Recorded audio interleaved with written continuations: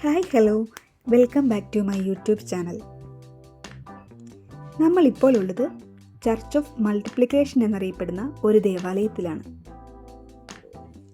ഇത് സ്ഥിതി ചെയ്യുന്നത് നോർത്തേൺ ഇസ്രായേലിലെ ഗലീലി കടൽത്തീരത്തിന് സമീപമുള്ള തബ്ഹ എന്ന ചെറിയൊരു ഗ്രാമത്തിലാണ്.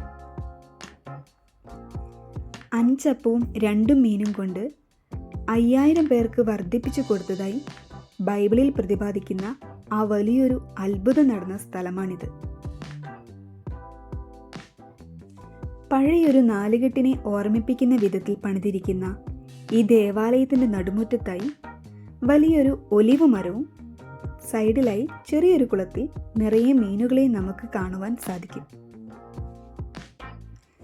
നമ്മൾ ഇന്നീ കാണുന്ന റോമൻ കാത്തലിക് ദേവാലയം 1982 പണി കഴിപ്പിച്ചതാണ്. മുൻപുണ്ടായിരുന്ന 2 പള്ളികളുടെ സ്ഥലത്താണ് ഇന്നീ ആധുനിക ദേവാലയം സ്ഥിതി ചെയ്യുന്നത്. ഇതിനു മുൻപ് ഉണ്ടായിരുന്ന ദേവാലയങ്ങളൊക്കെ പല കാലഘട്ടങ്ങളിലായി തകർക്കപ്പെടുകയാണ് ഉണ്ടായത്. 2015 പോലും ഈ ദേവാലയത്തിന് നേരെ ആക്രമണം നടന്നിരുന്നു. അന്ന് കാര്യമായ കേടുപാടുകൾ സംഭവിക്കുകയും ചില ഭാഗങ്ങൾ കത്തി നശിക്കുകയും ചെയ്തിരുന്നു. എന്നിരുന്നാലും 5-ാം നൂറ്റാണ്ടിലുണ്ടായിരുന്ന അതേ മൊസൈക്ക് തന്നെയാണ് ഇപ്പോഴും ഈ ദേവാലയത്തിൻ്റെ ഫ്ലോറിങ്ങിനായി ഉപയോഗിച്ചിരിക്കുന്നത്. അതാവട്ടെ കാര്യമായ കേടുപാടുകൾ ഒന്നും തന്നെ ഇല്ലാതെ ഇപ്പോഴും വൃത്തിയായി സൂക്ഷിച്ചിരിക്കുന്നു. അതെന്നെ ഒത്തിരി അത്ഭുതപ്പെടുത്തിയ ഒരു കാര്യവുമാണ്.